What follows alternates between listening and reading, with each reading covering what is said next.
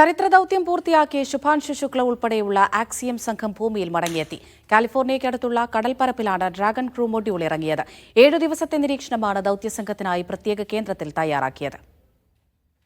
For entry and landing and excellent view. Great view. Drogue parachutes are deployed. കാലിഫോർണിയയിലെ San Diego തീരത്തിനടുത്ത കടലിൽ space എക്സിന്റെ സുരക്ഷിത പേടകം ഡ്രാഗൺ ക്രൂ മൊഡ്യൂൾ വന്നിറങ്ങി. 18 ദിവസത്തെ ബഹിരാകാശവാസത്തിനു ശേഷം ശുഭാംശുവും സംഘവും ഭൂമി തൊട്ടു. പേടകത്തെ റിക്കവറി കപ്പലിലേക്ക് എടുത്തുയർത്തിവെച്ചു. പുഞ്ചിരിക്കുന്ന മുഖവുമായി കൈകൾ വീശി ശുഭാംശു പുറത്തിറങ്ങി.